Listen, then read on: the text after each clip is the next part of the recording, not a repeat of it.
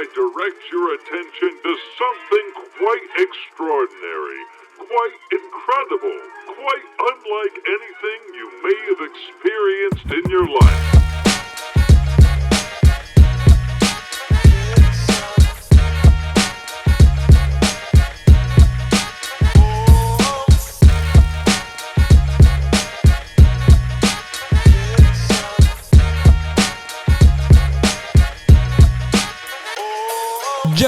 Joe, what it do, guys? Welcome back to another episode of the Takeover Show, episode number 14. Guys. Sheesh. Time's flying by. We got an awesome podcast today, guys.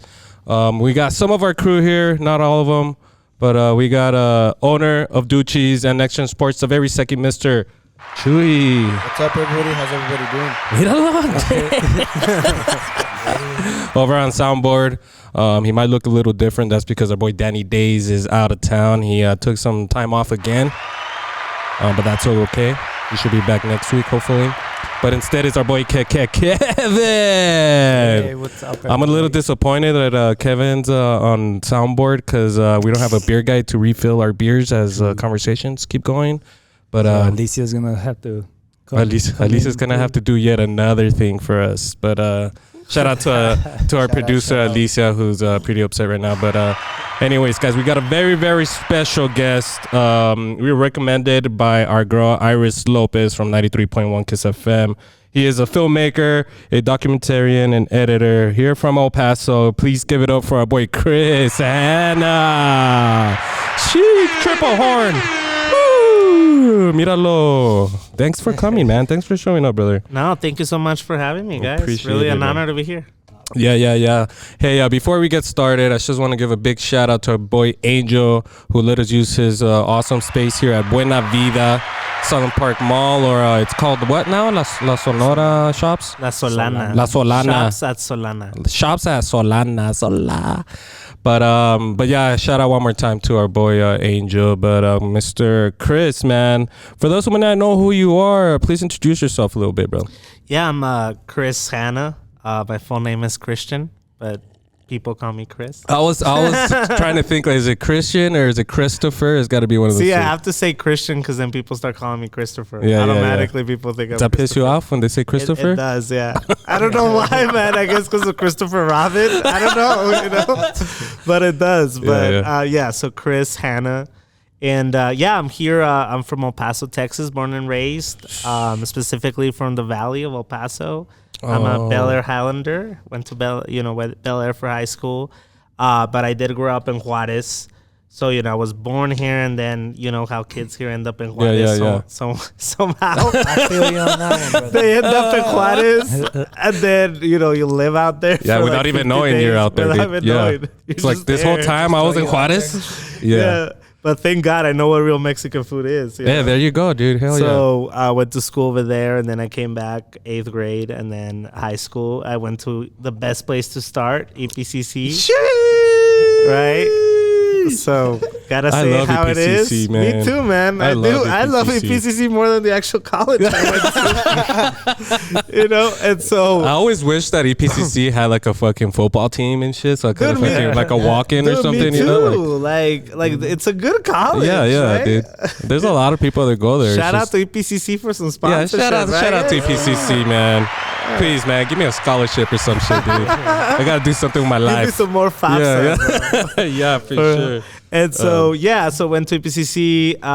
Then I went to get my BFA in film at Santa Fe University of Art and Design, and that's kind of where my career kicked off. Decided I wanted to do a documentary on Tony Romo, my senior year of college, and of my university at Santa Fe University of Art and Design.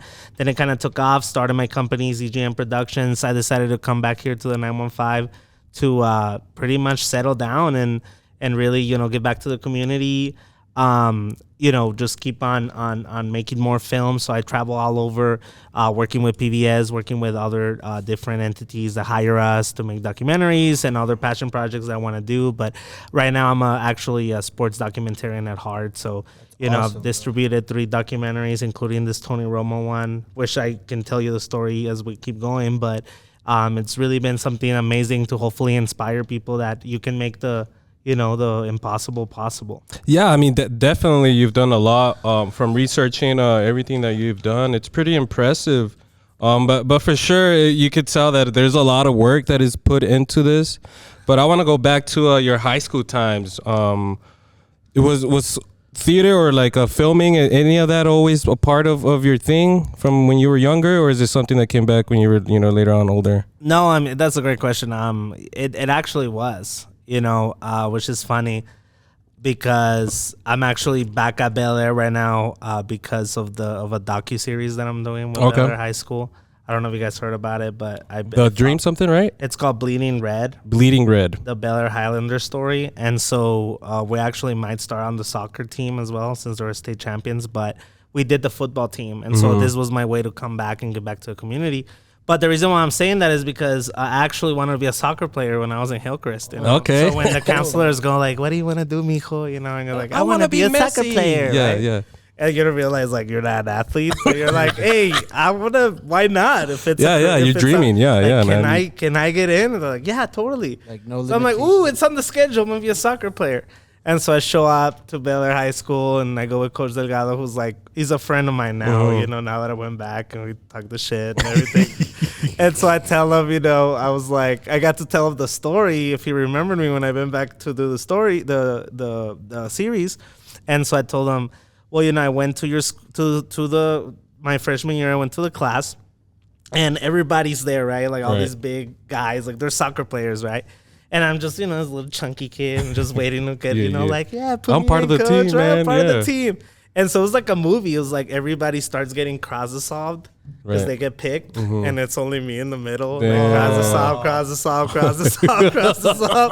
Now I'm there. Here comes Coach Delgado, and he's like, "Mira, mijo," like. Ever thought about filming movies? Well, he was actually like the whole team got picked, just blunt.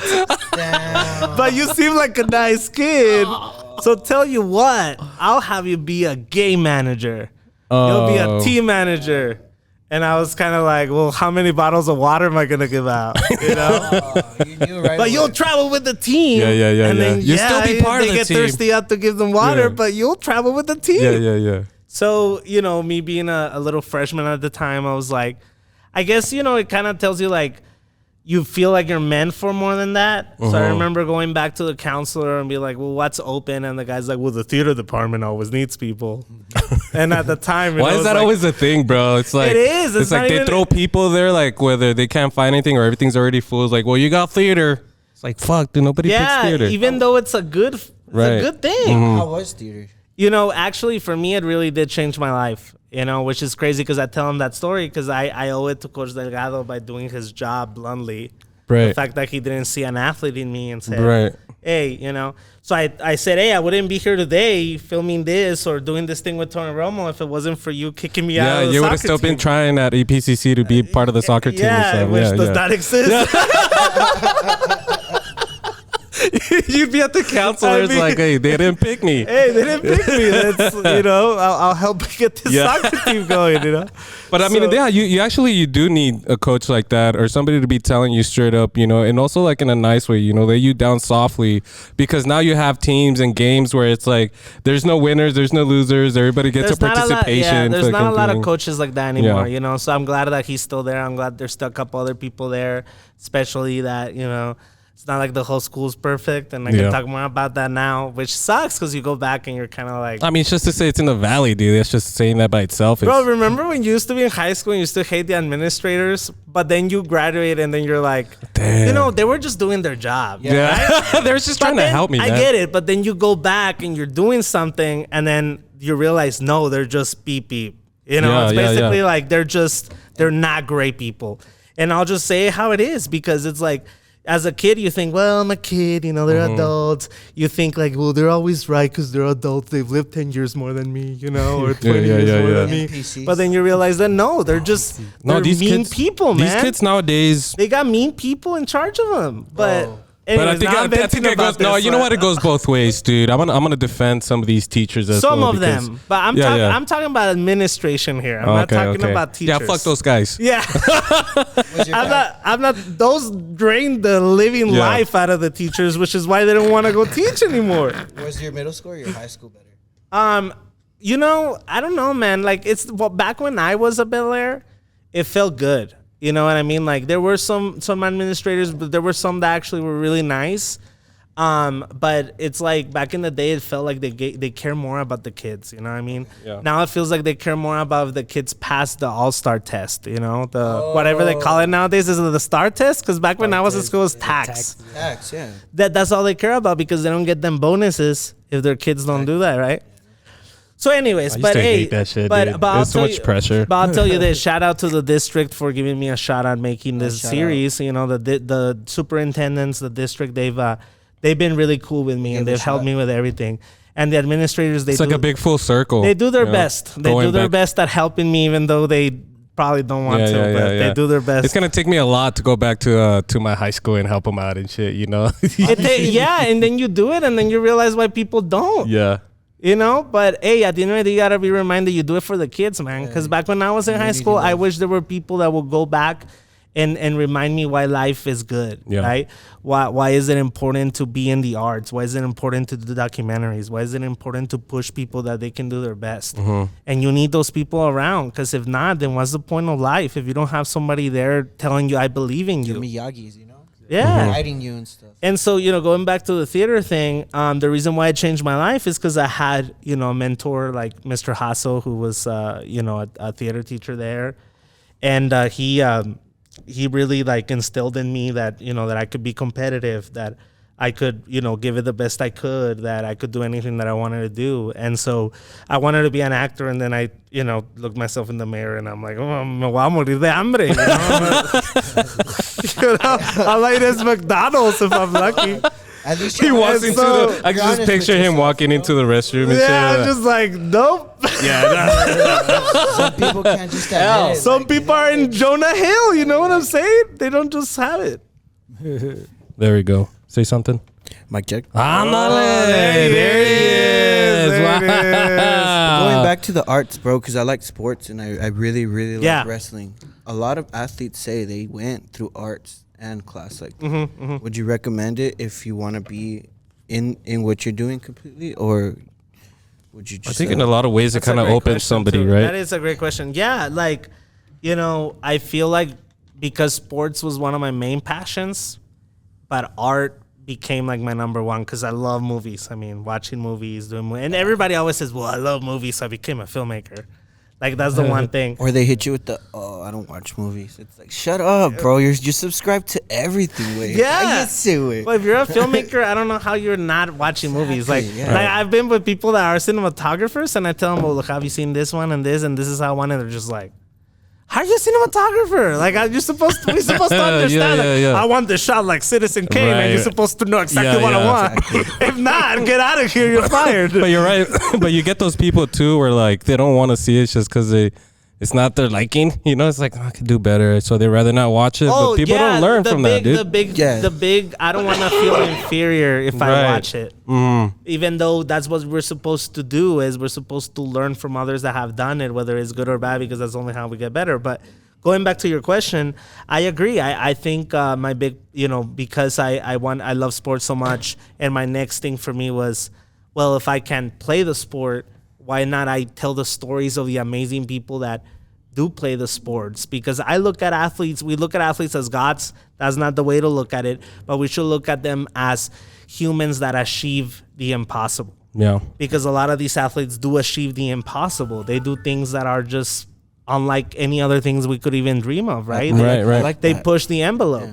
And so why not record, you know, I love horror films. I love all the stuff that's escapism and everything. But then again, why aren't we covering real life people? You know, Right. that right now there's such a lack of originality. Dude, And there's so many stories out there right now Yeah. that we could be covering through documentaries, and then eventually they'll be turned into fictional movies. films Yeah. as well. And that's true. I mean, everybody, you know, not just athletes, but, you know, even like big celebrities, people are used to seeing them in a certain way, right? They see them on TV, they see them in a game. But what people don't forget is that they're also humans, right? And they've gone through things. And when you do documentaries like the Tony Romo part, you have people like us who are fans being able to connect to and relate to this guy who at first you're thinking like, oh, Tony Romo, this guy must have it all. But then you see where he came from, his family, the background. Then you start seeing like, dude, this guy was just like me at one point, you know? And like, that's exactly right. And so when you're an artist and you're telling an athlete, a sport athlete, then you realize, well, I can tell his story more artistically. I'm going to go the non-NFL route, or because anybody can tap into that. Right. But I'm going to be more artistic in the way that I'm telling his story and more entertaining and tap into different things. So like with Tony Romo, like you said, for me was I'm gonna tap into what people would feel like they'll feel like, oh, he's just like me, and that's making sure we put in his grandparents in the story, I saw that, who migrated, who literally are just like our abuelitos, you know what I mean, who came here to give us a better life, and without them, it's like they say in the trailer. I saw that part and I was like, Grandma? Yeah, I saw that part and I was like, what? Like growing up in 2008, you always heard that he was Latino and Mexican. You're like, no es cierto, no es cierto. Some people thought he was Italian. I saw that you put the grandparents in. I know what Mexican grandparents look like. And I'm like, bro, we're not that far alike.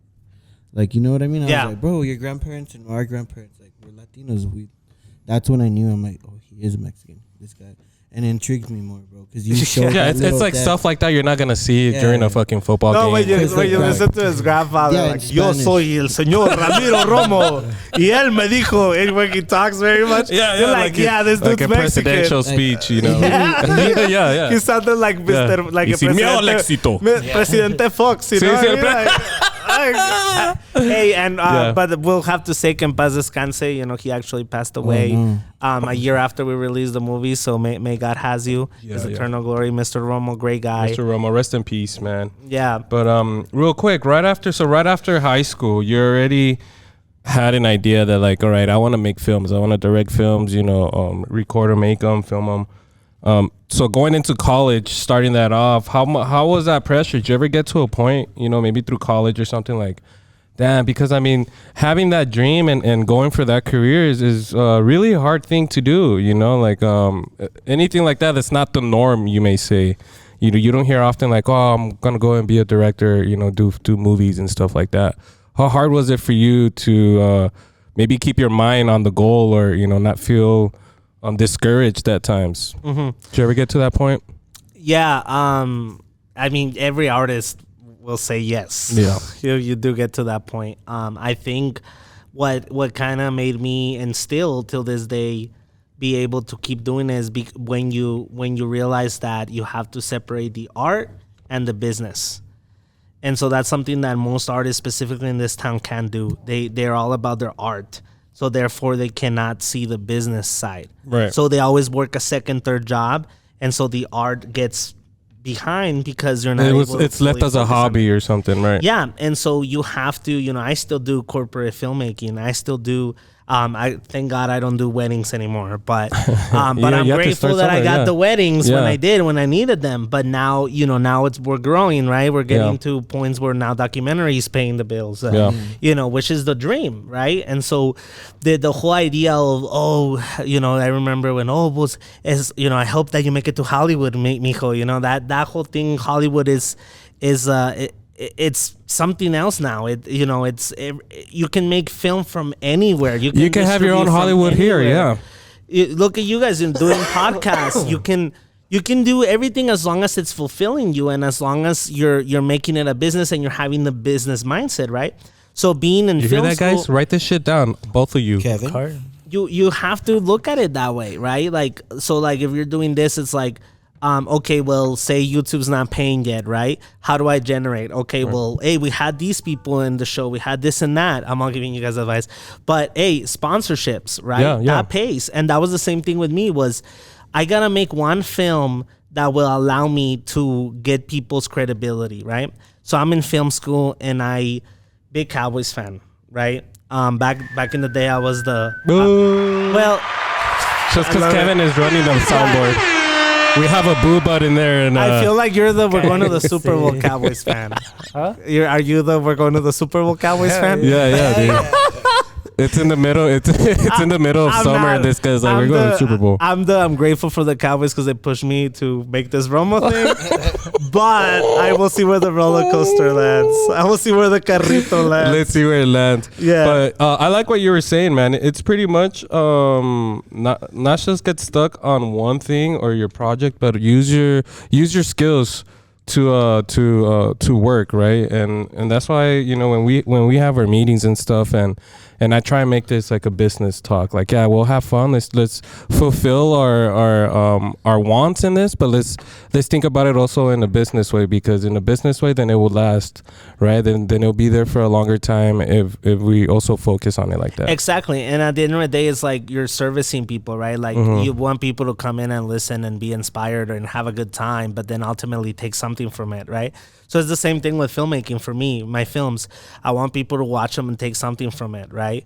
Where they were inspired or motivated, or they were just touched, you know, or they were just happy about something. Like, I want there to be a reason, you know, why they watched and why they're leaving happy watching it, or mad if they hate it, or why right? they're gonna watch it again, you know. And that's good. And you will, brother. Watch, because dude, your work is pretty nice, bro. I appreciate it. Hard, Thank bro. you. Like, any goals? Like, I know we want to jump in it later, but do you have any goals aside, like the Cowboys? Like, let's say the Rams, the Jets, someone with Feria. Yeah. Someone who's good. Hey. Just kidding. No, like, I'm Come a on, Chargers Cowboys fan. fan, come in. Tony, Tony, if I'm not mistaken, Tony Romo owned the Chargers for many years. Yeah, we let him. It's because back then to make Rivers. a documentary as in why you guys led them. Well, I'll tell you why, and you can start off with Phillip Rivers. It's because he fucking had a kid like once every year, man. Like for every year of his career, that dude had a kid. I think he's got like 25. Phillip Rivers though. That's a good one. It's a good dude. I love Phillip Rivers. Yeah, you know, Antonio Gates was awesome too. You know, I was a big Ladainius Tomlinson. I would love to have that guy in my fantasy. The thing is, I grew up a Cowboys fan, and I told this story before, and I remember we were at a UTEP game. Yeah. My stepdad took us to a UTEP game, and I remember I was asking him, I asked him, like, hey, who's won or who's had the most rushing yards in a game in college? And right away, he's all like, Ladainius Tomlinson, and it was against UTEP. And I was like, what? Who the hell is that guy? And then so later on, I found out, you know, he got drafted to the Chargers. And that's when I found out the Chargers, and I was hooked on the Chargers from then on. Ladainius Tomlinson. You saw him play? Yeah, there you go. No, I never saw him play. I figured you were on the field. You're like, your dad's like, there he is. No. Actually, when he told me this, he was a rookie in the NFL already. But when I did ask my dad, and he right away, he's all like, Ladainius Tomlinson, he played for Christian something church or something. You know like what's that. funny? My half brother that was talking to you earlier. Yeah. He named his son Ladainian because of Ladainian Tomlinson. You guys should become best friends, What's man. his last name? Hannah. Oh, okay. Ladainius Hanna. Ladainian Hannah. Ladainian Hanna. That sounds good. Yeah, it's not bad. I don't know if I would ever name. He's done, you know. Look, I like Shaquille O'Neal as well. I'm not gonna name my kid that, you know, Shaquille O'Neal Monreal, like, you know, mames, you know, and he's only like 5 feet tall like me and shit, you know, like, no mames, bro. No, get out of here, dude. Yeah. Like, if I may, just on the whole, like, you know, wanting to make something, you know, I'll kind of concise it, but you know, when I decided to make this film, you know, I was in Dallas with my graphic designer at a Twin Peaks, actually, which is funny. And we were, you know, Tony Romo had just announced, well, he hadn't announced, but they pushed him out of retirement with Prescott and everything, right? And then we were just talking about it and kind of reminiscing like Tony Romo's career. And then I was like, man, you know, maybe one day I'll get to like do a documentary on him. Like, why did he do this? And his Rams play and just fanboying everything. And so I was talking to this other guy at the time who I owed a lot to because he already had a company. You know, he had a lot of, you know, equipment at the time and everything. He, you know, was blessed to have a family that invested in him that early on. And so I told him about it. He's like, well, why don't we start now? And I was like, why? What do you mean? And he's like, yeah, if you figure out how to like get to the earlier people and this and that. So ended up emailing people and stuff like that. And I got to his high school coaches. I got to an author that wrote an article on him for Texas Monthly. Then it started kind of like going from ladder. there, you know. And then the high school coaches were like, "Oh yeah," so I had to like sell my girlfriend's guitar at the time, and I, you know, had a PlayStation 4, had to say bye to it, had to sell a bunch of stuff, bro. Sacrifice, and like. We flew out to Chicago. I was waiting for you to say I sold my girlfriend too. I sold my girlfriend. No, you'll get canceled for that nowadays, man. I pawned her, right? I got her back, dude. No, she still does all the sound for me. So we're still been together since film school. Oh, nice. Yeah, we're partners and partners. There you go. Congratulations. Thank awesome, you. man. So that's been great. And so, you know, we started the whole process and went with the high school. Jason Witten at the time, Coach Tenhagen, who played tight end for him in high school. Fucking love Jason Witten, man. Yeah, and so he was the head coach of the high school, and so he kind of got me all these other coaches, basketball coaches, soccer coaches, because he played soccer before he even played basketball and then football. Yeah. And then they loved what I was doing, and they're like, "Hey, man, in 2 months we're gonna have a Tony Romo annual football camp. Would you like to come?" And I was like, "Is Tony Romo gonna be there?" And they're like, "Yeah." You know, and I was like, "Whoa." Why would you ask that? I would have been just like, "Yeah, dude, I'm there." Hey, bro, I'm there, dude. they can just call it after him, but he's not there. How many times do you? Oh yeah, you're right. It's like, bro. That they do that shit. Well, shit, you're not right now. Where the film is out, and there's pictures with me and Tony, and my profile pictures me and Tony. I still get asked, dude, if Tony Romo's in the movie. No man. I still get asked that question, bro. Like legit, there's a trailer already, licensed, and people, and there's like an interview with them, and people are still asking me, "Is Tony Romo in it?" You go watch it and you'll find out. It's just it's the ignorance of like we can, you know, yeah, and so going back to that. No, say what Alfredo taught you, that El Paso is what. And we are, guys. We're fucking haters, dude. Haters, bro. We cannot get to a point where we fucking could just, dude. He was saying something, right? He's a comedian. I don't know if you know who Alfred Robles is. Yeah, I do. Yeah. And so in one of his skits, he was saying something, and then somebody said the word maquila, right? You know, like factory or whatever. And he asked like, "Hey, what's maquila?" And then everybody like, "Well, you don't know." Boo, the whole fucking crowd. And this guy's like, "What the hell? Y'all were just cheering right now, and I say one word wrong, and you guys are like you motherfuckers are haters, you know?" Yeah. And you can see it, man. I don't know why some people in El Paso just they hate watching other people do good, or they don't like, or especially they don't like when to. It's our people, right? Yeah, or they don't like to support for some reason. They're what?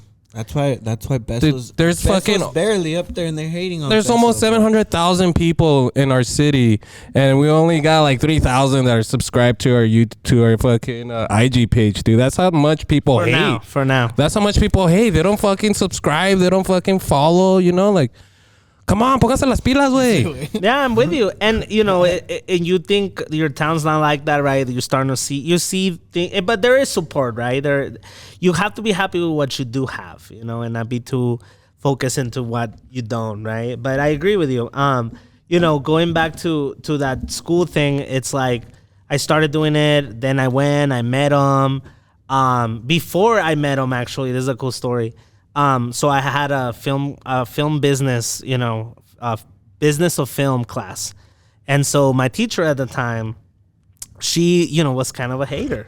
I didn't know this at the time yet, right? But the final semester of school, they announced that the school was going to close the next year. And so all these freshmen and sophomores that had just got in there, they realized it was a scam, and they were pretty much like fucked. And so the whole school, right? So you have all these teachers who like, they're starting to panic, and they're like, "What am I gonna do?" Yeah. And like, you know, I already have a career that's not there yet. That's why I became a teacher right now. And so they're starting to panic. So they started to compete against other kids, right? That are starting to go. And so I was this guy like, "Oh yeah, we're doing a thesis." And so I present my thesis, and I'm like, I already started working on this film about Tony Romo. This was back in 2018. Well, the teacher, full on in front of the class, bro. Like, and I had already started. I didn't know if I was gonna meet Tony yet, or if he would allow me to make this film. And so she goes on that and says, you know, what makes you think, in front of everybody, she's like, what makes you think that some kid from El Paso would get the life rights of an NFL star like Tony Romo, and I see it as you even have a 50-50 chance to even make this happen. And so I look at her and I said, you giving me a 50% chance? I'll take those odds in Vegas any day. A gym. I said, you watch me. Damn, but for somebody to tell you that, especially in her you're fucking paying shoes, loans for this. I was, Christ. thank God I'm not paying right now. I'm in that default thing, but I was paying money to have a teacher hate on me in class. How deep did that motivation flip? Oh, it hit me, bro. So I was like, sell more guitars, sell my mom, bro, everything, Did you hit Look at me now, bitch. Like, vámonos, mamá, trabajar. Yes. Love my mom, love you, mom. Wouldn't be where I'm at without her. But you know what I mean? So it's like it pushes you, because then you realize, hey, you're gonna be told that on and on and on again. Right. So what are you gonna do? Just go in a corner and cry, or you're gonna be a big boy and you're gonna just stand up for yourself and make it happen. And if I go out there and Tony says no, it came from him, not from this teacher. Yeah, exactly. Right? If Tony says no, I will get the no from him, not from you.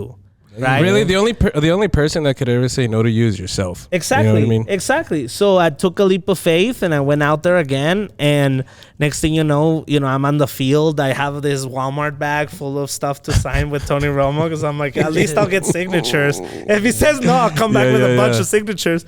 And so he's there, and I'm just like, whoa, that's Tony Romo, and he's like throwing to the kids with his beautiful shoulder. I even forgot I was making a documentary. I'm just like looking at him throw. You get in line like one of those kids and shit. Yeah, I was like, I pay to be here, so I gotta enjoy the show. I'm gonna enjoy watching his shoulder throw balls at little kids, right? It hit you. So, so nostalgia and everything. I know it hit me, right? And so I'm there, and then the coach comes and tells me, hey, I spoke to Tony, and he's actually excited that he couldn't believe that somebody's making a documentary about him. And so he's like, he'll give you like 15 minutes on an interview.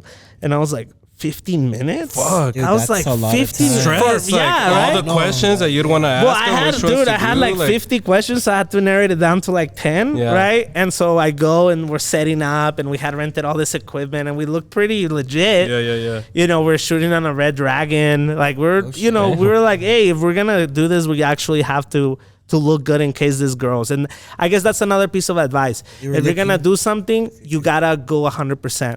If it doesn't happen, then no, but you can start with 30%, because then what if it does happen, but then what you shot was in vain because it's not usable for distribution. Right. So you have to think, hey, if I'm going to take a leap of faith, I have to go all in, or I'm not. Gotta bend backwards sometimes. Exactly. Yeah, and also like give out the best product that you can do. Just because you have an opportunity, you don't want to fuck it up and then just do a half-assed job just because it's last minute or something. And that's what also that we do. There's times where like some opportunity comes or something, and we think about the production and the way it's gonna look, and it's like, nah, dude, we're not ready. We don't want to release something that's not in good quality to our standards. And then later on not get the feedback that we wanted. Exactly. So my goal was, I want Tony to respect me right off the bat. The fact that I'm a student, I want him to see. Did you wear a Cowboys jersey or anything? Nah, I didn't want to be. Come on. You should have worn a whole Cowboys I wasn't going to bring shoulder pads and a helmet and everything. Me hubiera mandado a la casa.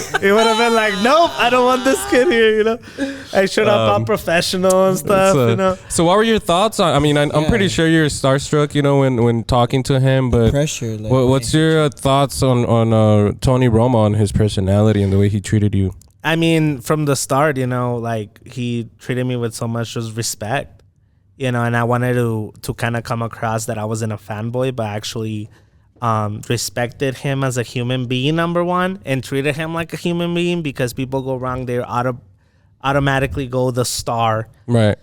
But these people are human, and that's one thing that I really want to adapt through every sports documentary that I do, whether it's high school, college, professional level, is that athletes are people too. They have a family, and you see them. You're gonna see them in like a human, a real person. They're not just entertainment. Right? They have they have families, they have homes, they have issues, they have things they're going through, and yet they come in and they play. But there's more than that, right? And so, I remember the first question I asked him, I start kind of subconsciously like fanboying, because it was my first question was about that Rams game. The one where, the ball goes up like 35 yards back, and somehow he got that first down. And I felt like, in a nutshell, that was like Tony Romo's career. Yeah. Yes, we know he didn't win a Super Bowl. We know they were rigged in 2016. I mean, 14 with the Packers, right? Did you ask him about Carrie Underwood? I didn't, because then he would have sent me home too. But I did ask him about how did it feel not winning a Super Bowl. Oh, okay. Which was the hardest question you can ask. Especially, and I was like, I have to ask that question. And so like, let's get into that real quick, because like somebody that's interviewing. That was the second time I met him, actually, though. Okay. I didn't ask that right away. Right. So it was 2 meetings? I went 3 different times to go film with him. The first time, he was the 15-minute interview actually grew into like almost an hour, because we were having a great time. And then he's like, "Hey, my center from Eastern Illinois is here. My running back from Eastern Illinois is here." And he's like, "Do you want to interview them?" I'm like, "Yeah." So got that. And then after, Tony told coach to tell me that he really enjoyed it and that he would like to see a teaser to see if we can maybe make this even more. And I said, "Yeah, for sure." So we put together like a 10-minute teaser. We sent it out and he loved it. And then he was like, "All right, well, would you go to Dallas and interview my grandparents? You want to come back and interview my father?" So like after the first meeting, you were pretty much already like, all right. I was like, if I have this a short film, then whatever, right? But then he liked it so much, he invited me again and allowed me to have it growth. And then the second time I was invited to the bar with him. With his friends and stuff like that. So you start getting okay, I was invited to the party, right? I was, and it started feeling good, because that's the thing, is like you will get opportunities, I'm a person of faith, so like you get opportunities by God, and then you have to go out there and make them happen, right? And so it's not just gonna be given, right? You have to prove to people that you have earned the right to be at the table, right? And that you will put in the work. You got to put in the work, right? You have to put in the work. People forget that part. Right, People just, people sometimes forget to show up, but then when you do show up, you can't just show up. You have to do the work. And what's that saying? What was that saying that goes like, the dream that you're looking for is in the work that you haven't done, or some shit like that.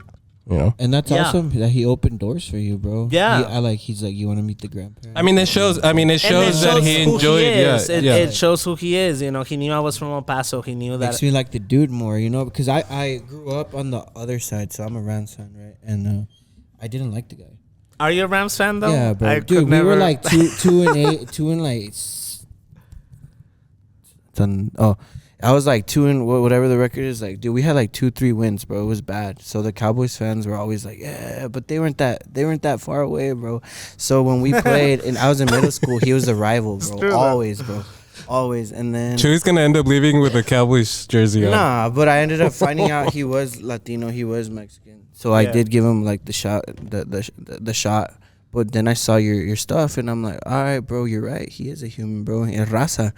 Even though he's American and he's here, deep down at the end of the day. And people get hated on because they're Cowboys, right? And so you either love them if you're a Cowboys fan, or you hate them because you're anti-Cowboys. Yeah. And that's the thing. When I made this film, I was like, I don't want just Cowboy fans to enjoy it. I want other people that give it a shot to realize that this is a film that goes beyond the Cowboys. He just happened that he went undrafted and he got and the Cowboys gave him the opportunity. If not, it's like in the film, he almost went to Denver, that Denver was a close second. So it was like, that's why when he retired, Denver wanted him. There were a lot of rumors that he was probably, because Peyton Manning had just retired, there were rumors he was going to go to Denver. So there's, it's not just like, it wasn't just because he wants to have a star on his helmet, as the film says. It was because he knew that was where he was going to get the opportunities. Drew Bledsoe was almost out the door, right? Drew Bledsoe was like that one quarterback where all the greats came from, Tony Romo, Tom Brady. So poor Drew Bledsoe, right? Yeah, poor guy. But I shouted him out with a shot in the movie. So was there something that you learned from Tony Romo that you never knew or didn't expect to know? I did. I learned from him that you don't have to give back in terms of monetary. Hey. You can give back in any way. You can give back, for example, with me going back to Bel Air, I gave back to the kids. Right. And I get emotional talking about it because when you're in the valley, you're not giving a shot to succeed. You're already automatically counted out. And so you need people to come back and remind you that, hey, you have the talent, you have the motivation. I walked these hallways. I did this thing on Tony Romo. I was just like you. Yeah. I went to the school. I was down in the dungeon, in the theater department. I walked the same hallways that you guys, well, not the same because they remade the school.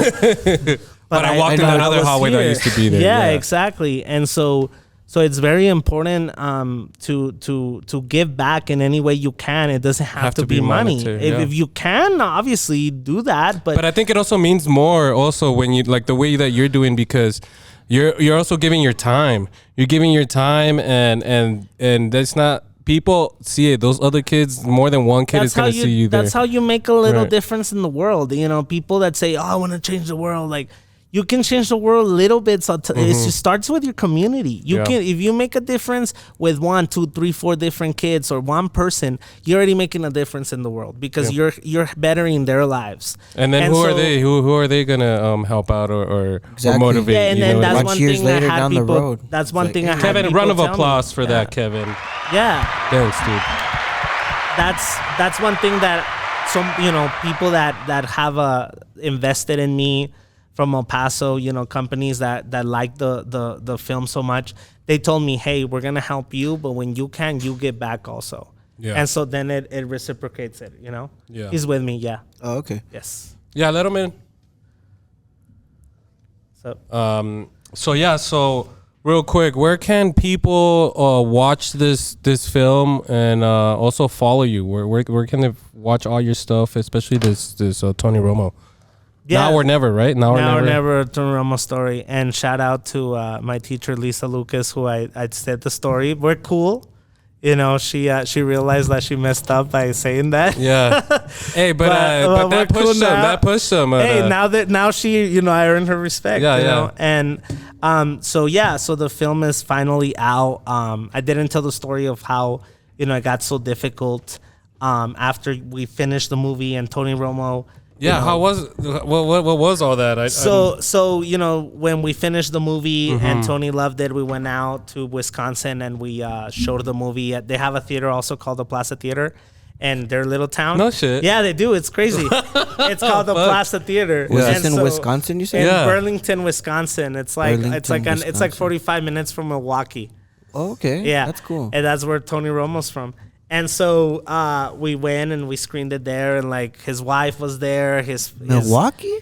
You learn something every day. You didn't know it was from there? Well, no. I didn't That's where the Bucks are from. The That's NBA what I'm team. thinking. Yeah. So his whole family was there. The mayor of the town was there. Everybody. It was packed. There's like 200 people in that little movie theater.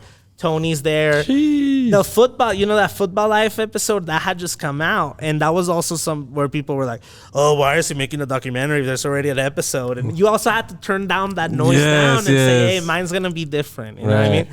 And so we're there, we're screening it. Tony, talks about it, and he had already seen the film, so he had liked it, but he hadn't seen the final cut that we were showing.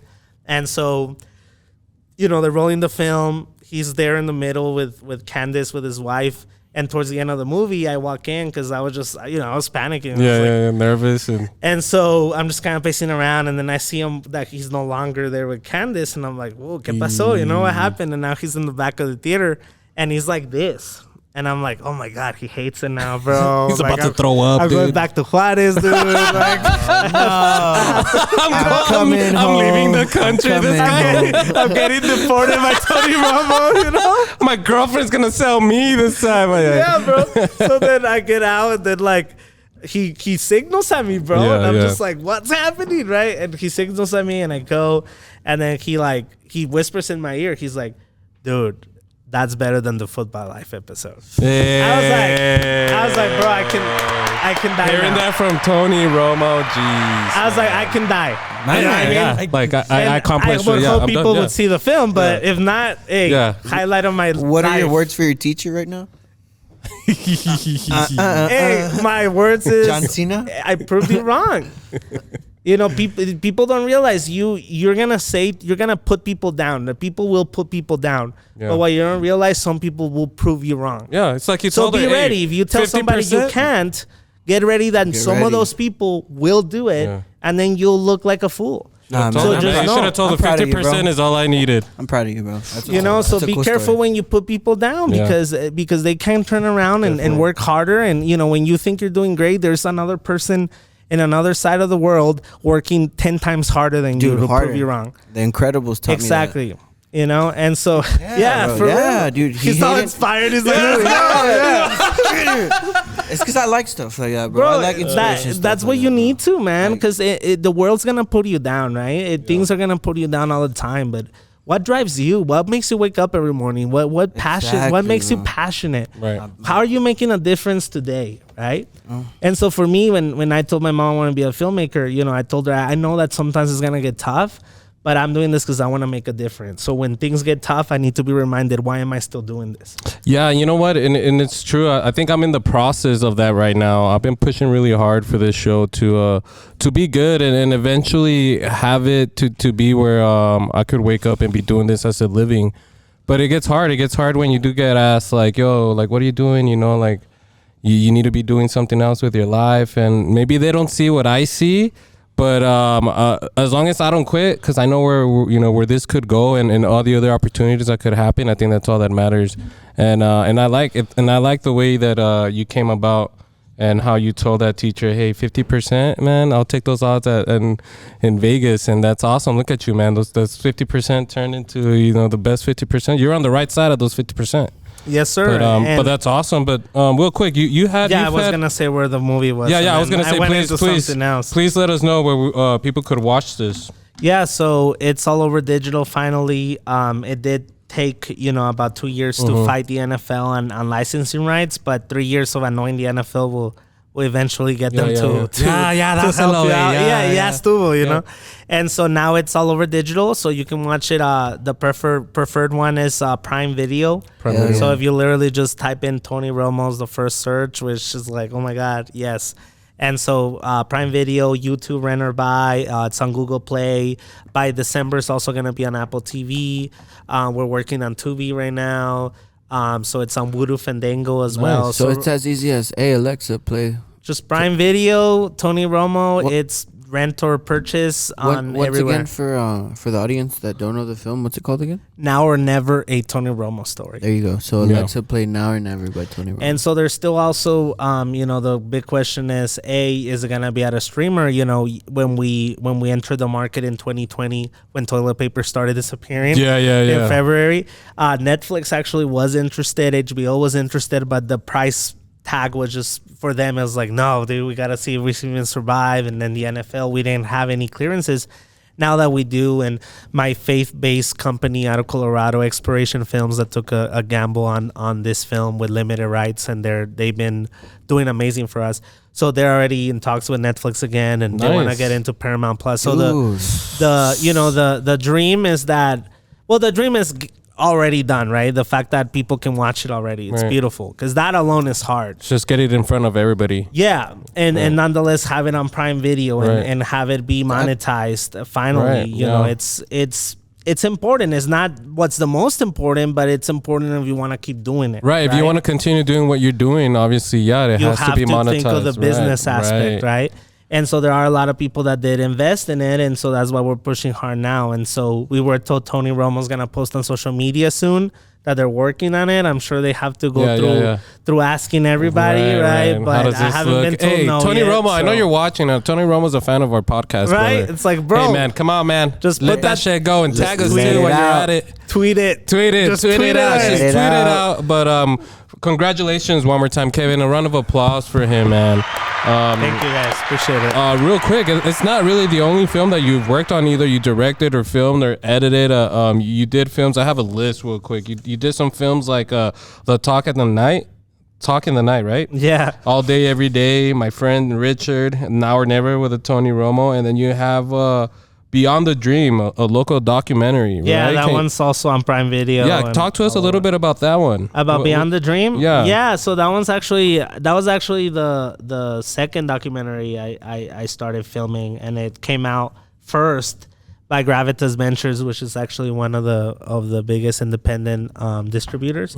So I worked with Daniel Valdez and Luis Martinez, who are both educators in El Paso, and they had a college readiness program where they take kids from El Paso that want to go to Ivy Leagues, and they're told, like, no way that you're insane, right? No way you're going to do this. And they take the rejected kids that know they can do it. Yeah. So we went through the whole program for a whole year with them, where they do all the seminars.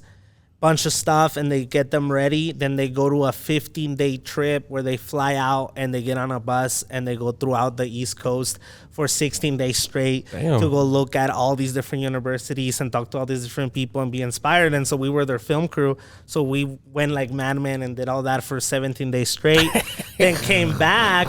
Yeah, me and 2 other people. That's it. Dude, man, the amount of film that you guys must have. Yeah, so we turned it into. So then after we did the seminars, blah blah, and then we turned it into an 1.5-minute documentary, and we distributed it also. And then we did also a PBS show called Art of a Cowboy. Art of a Cowboy, right. Which is about a painter that goes out to different ranches in Texas and Oklahoma and tells their story through art. So he's been on PBS and the Art Create channel in 50 states as a show. And so I made this film called The Steve Bolden Story about how he did this thing that also got distributed by Expiration Films, also on Prime Video. And then now that's where the business turned into, right? Where ranches liked what we're doing, and then we got this ranch in Wyoming. Lucky 7 Angus actually hired my company, paid us to go do a documentary about them. So this year we also went to Wyoming for a whole month, and this amazing, like, it's like the real life Yellowstone. That's exactly what I was thinking. It's all Yellowstone, like, just dude, the lifestyle their backyard's like mountains and rivers, and I'm like, is that all yours? So they're like, yeah. Is it like bison? There's wild horses there on that line, and we'll wake up just to like go to the bathroom, and there are wild horses there, and I'm just like, dude, what? Nah, dude. What is this? I look out my window and you see the freeway in a car accident. That's all you see. That's all you see around here. That's hilarious. Yeah, dude. And even the guy's like, I want people to know this is the real life Yellowstone. I'm like, I believe it. Yeah, it is, did you have to wear? Did you try and like live the style too? Oh yeah, because we stayed at the ranch for the whole month. Put your ass to work and shit. So, well, we were filming, but you almost wanted to because it's so fun, man. Yeah, like just filming it and seeing how the kids grow up there and. You know, this like a 7-year-old, little girl that's their daughter, like she's, doing stuff that you're just like, has not killed her, you know what I mean? Yeah. And it's like nothing. Something like, we wouldn't do at all, dude. Hell no, bro. They're going out there in the desert doing fencing and they're enjoying it. They're putting fences up. Fucking fishing out of a bucket fence. Or what? Nah, dude, we hate fences around here. But they love it because that's what I love about America. It's like that's the freedom that, these people are defending, is the fact that's real freedom for the cowboy. You know what I mean? It's not whole the old bad, Western, the ugly stuff. It's more about feeding the world and about defending the agriculture. And I can go on and on about that. And then if I may, talk about what I'm doing now. Yeah. Actually, that's what we're gonna ask you. What's in the future for Mr. Chris Hanna, man? What's going on? Yeah, so a couple projects. So in January we also filmed. I don't know. Have you guys seen The Room? The movie The Room. Have you guys heard about it? I'll actually bring this guy to y'all's show because he has a pretty big following. His name is Greg Sestero. Okay. And he actually did this back in the day. He's known for this movie called The Room. And The Room is the Citizen Kane of bad movies. It's supposed to be like the worst, best bad movie ever made. Oh, wait, didn't they recreate it, right? Like so so it's that one guy that has long hair, Tommy Wiseau. He's like, you tearing me apart, Lisa.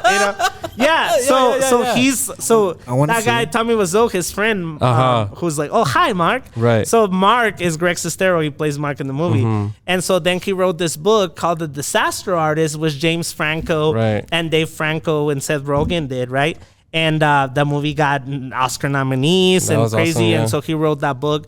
So I also do this film festival called El Paso Media Fest, which I'll probably collaborate with you guys. Definitely. Yeah, if I keep doing the festival, I hope I do. I just, became more of a filmmaker now. But if I do, I'd love to have you guys at the festival as our official podcast. You guys can there you go, dude. You said it, man. Awesome, we'll set up a table and interview. Yeah, so we'll figure that out and get you guys out there. And so I brought Greg through mutual friends, and then we became buddies. And then I asked him if he would start because I wanted to do this cowboy. I got inspired by Art of a Cowboy, and I'm like, I want to go back to making like a narrative movie. And so I wanted to do this faith Western film, about like this actor guy who like he's pretty deep in the hole with partying and drug and has lost himself, and he needs to get reconnected with his faith, and he gets sent by court to go to this ranch to get cleaned up. Right. And that's where he meets this cowboy cowhand Greg Sestero, that helps him get back into his faith and stuff like that. So we filmed part of it in Socorro, part of it in Hyco, Texas, but it's an 100% Texan film. So we actually filmed that in January, and we're just wrapping up sound and color. That's so that'll be awesome, done. dude. And then we did the Wyoming thing. And then now I'm very excited that for over 24 weeks since the school season started, I went back to Bel Air High School, kind of talked about it already.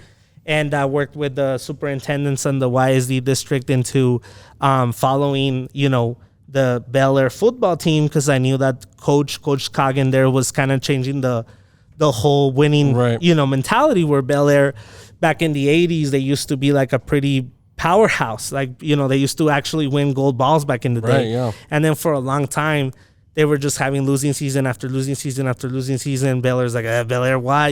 Just they'll buy you Eastwood. So you name it. They were the powerhouse. This is like a new story. It's Back like a in new, the like a 80s, new yeah. When era football, starting. Texas football was a hit back then. Exactly. Yeah. And so we, I took a leap of faith, and I said, been working with Coach and their coaching staff, and I said, Hard Knocks is so popular and high, because I'm always thinking, like, this is another advice thing. If you're gonna, I like to call it gambles.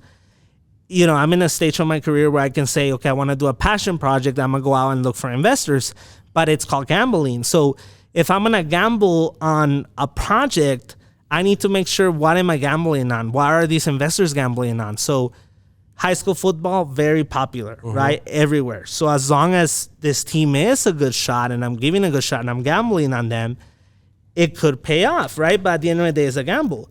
But you still have to know, who am I marketing to? Is there an audience for this, right? Exactly. And if there is, then it might pay off, right? Netflix, HBO, all these different places are actually purchasing a lot of football, a lot of sports.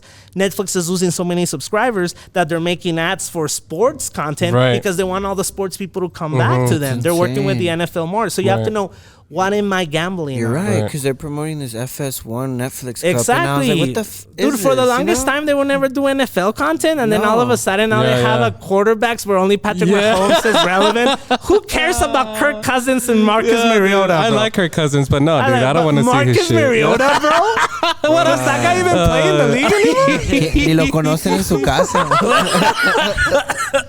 Exactly. And so you gamble, right? And so I told Coach, hey, I believe in this team. And then I just became so close to those kids and the quarterback and the running back. And I got, I always wanted to play football, but then I became part of the team by documenting it. The media crew. And I would take them out to eat, and we would film them eating, and we would film them after practice, and what they're feeling and how they're feeling. And, a lot of them really like they know that they're never counted on. And even, people in the front office in their own building don't support them.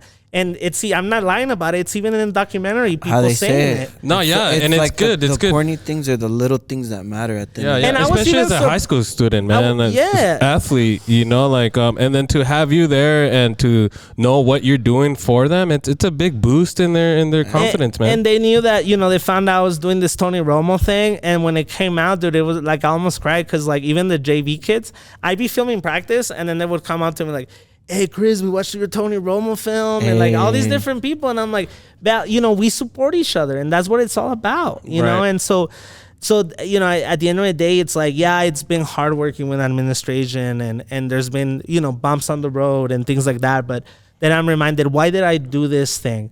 And it was for the kids. It was to show them that I'm a Valley kid too, and I believe in them, and I want them to do the same, right? And so they went on, to actually have their second back-to-back 8-2 seasons, which hadn't been done in over 30 years in Bel Air history. Damn, that's dope. And the fact that you caught it all on film, and they beat Parkland for the first time which was the highlight. They've never beaten Parkland. Is that the rivals? They had In never beat Parkland. Parkland in Parkland, which was a crazy game. He was there too. Dude, insane game. When you watch it, it's like I had like 5 cameras. When was this game? We gotta look up this game. I'm sure this game is out somewhere. It was one in overtime. There was a game-winning field goal for Bel Air. They missed it. They go to overtime. Oh my God, bro! It was like a Super Bowl of high school. Like that game was so insane. Yeah. And whatever team lost, but pretty much, end up in the lower seats of the districts, right? And so when they won that game, because they had just come off from being 6-0, but then they lost to Isleta.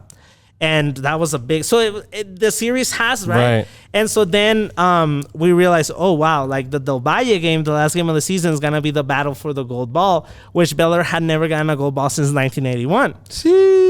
So if you're listening to this, obviously you can see they didn't beat Del Valle, but they finished second in the district for the first time in over 30 years. And they got to host their first playoff game in school's history. Wow. So there were great things being done. Right. Obviously, we wanted to see a gold ball, but the amount of success they got with the lack of support and the fact that we captured it. It's like a Cinderella story. That's when we can show, look at what kids can achieve when you don't support them, and just imagine how much more they can do when you do support them.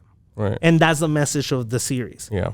And that's what I hope to finish when we finish, this 8 to 10 episode journey that we've been on with Bel Air High School, and the fact that I got to do that with my own town, because I was always going everywhere, right? Yeah. And so the last project that I'm also doing now, that I filmed before I went to Bel Air, I went out to Canada, and I was working with also kind of, just did the whole leap of faith where I sent emails, because I'm a huge figure skating. Shoot your shot. Yeah, I love figure skating, Winter Olympics. I love hockey. I'm a big hockey fan. Are you a hockey fan? I like hockey, bro. Who's your hockey team? Growing up, it was the Ducks because of the Disney movie, bro. Bro, hell yeah. Yeah, see, I'm not a Ducks fan, but if I was to have a second favorite team, I'd be a Ducks for sure. Okay. But why? Because of a film. My actual team is the Tampa Bay Lightning, because I actually went to Tampa Bay for like a year before I went to Santa Fe. And so I would go to Tampa to watch hockey because they're so cheap to go watch. Even till today, Really? $30 you can go watch a hockey game. Like the it's not like the NFL where it's like, I want your soul to come into the stadium. I want all your house and your fucking mortgage. Exactly. And so I went out to Toronto, and I was able to meet Gabby Delman, who's a Canadian champion, gold medalist for Team Canada. She won a gold medal with 7 different injuries that she was going through, and she secured the gold medal for Team Canada in the team event. And so she has a crazy, and that was also like for me, okay, I want to make a film about a empowered, female character. I had never done it before. And so I wanted to do one on a female athlete that it's empowering, that will have also a big reach that will help with Canadian distribution. And so since she's from Toronto, our hopes is to finish it for Toronto International Film Festival and hopefully get it bid there. So super cool, we're bro. Almost done with that one too. That's awesome, man. I mean, you have a lot going for you.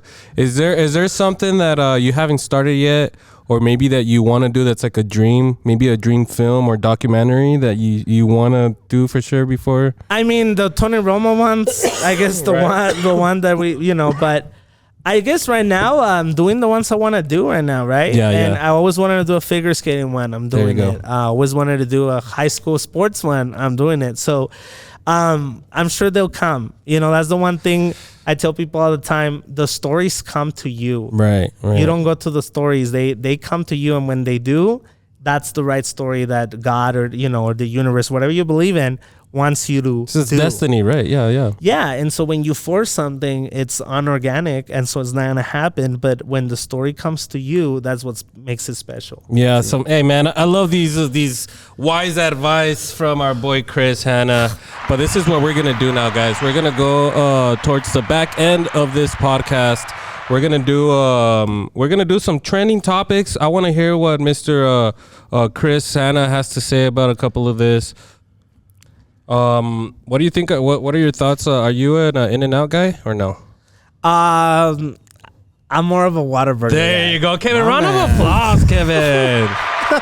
Please, Jesus, man. Look, I've only had Whataburger. People compare it to that orange cow. Oh my that's God. Around here. How dare they? I don't know. I mean, like I said, I've never had In-N-Out, Right? so How?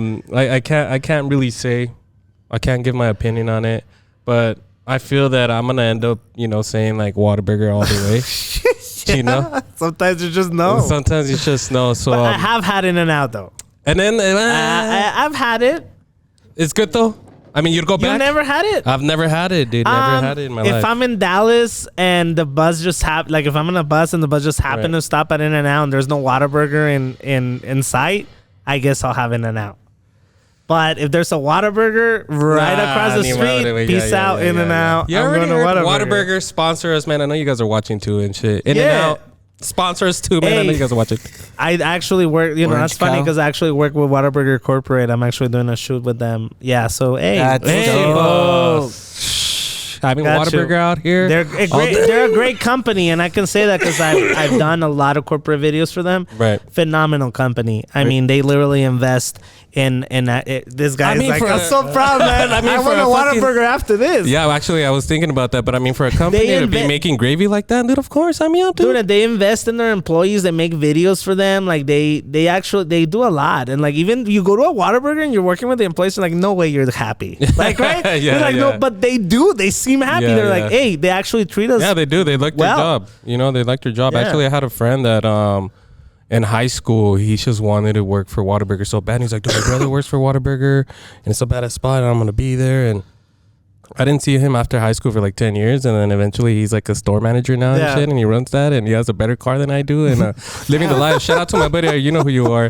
But this is what we're gonna do. The whole thing about In-N-Out. What were you? We're just wondering which one would you prefer? Because In-N-Out is actually coming to Albuquerque. And I heard that. It's not till what, 2026, 2027 or 24? I don't know. It's gonna be a little while.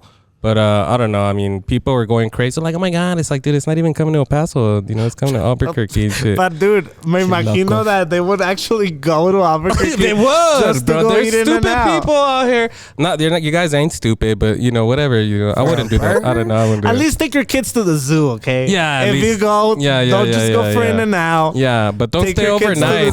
Don't go overnight. Go to the casino, right? Yeah. Don't take your kids to a casino. No, take them to the zoo. But all right.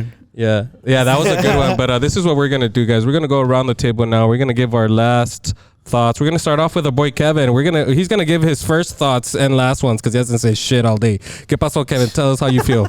I just wanted to say your film was really great. Go Cowboys, Hiralo. Kevin's all a big Cowboy fan. So you watched the film, Kevin? Oh, yeah. Oh, wow. Thanks, I loved it, man. It was really driven. Appreciate it. Really inspiring. Thanks, man. Hell yeah, Kevin wants to be he said he was gonna try and try out for the Cowboys and shit. But good luck, Kevin. One day. One day. Chewy, final thoughts, Chewy. Respect to everything, all the grind, bro. Like you gotta, like you said, bro, you gotta start somewhere. You put the dot on the map and you got it done, bro. I appreciate you coming, bro. Hopefully we can help you guys out with your product production company. We can help you out in the future, bro. Anything you guys need, you can count on us, bro. Thank you for coming. I did, Al did bring you a little something, so I didn't put stickers in there, but there's chamoy candy in there. You found. Oh, thanks, man. Our boy you guys are so sweet. Our boy Chewy is owner of Duchi's, which is a Mexican snack thing. So if you need some Mexican snacks, some corn, like all that. Mexican like I said, they grew up in Juarez, bro. So yeah, there you go. Mexican aquí merito acá, Mr. Chew Dog. But all right, Mr. Chris Hanna, your final words, brother. Honestly, you guys have a great thing here. You know, I felt comfortable. I could keep speaking with you guys for 5 more hours. Hell yeah, Whataburger after this, dude. We'll finish talking about that. You guys have a sports little section where we just talk, stuff about teams and stuff. I'll be here. I'll even bring my Tony Romo jersey. I got you. But honestly, from the bottom of my heart, thank you guys. You guys are really, it's not easy to have a podcast and actually be able to like talk and have a good time and feel chemistry and everything. Right.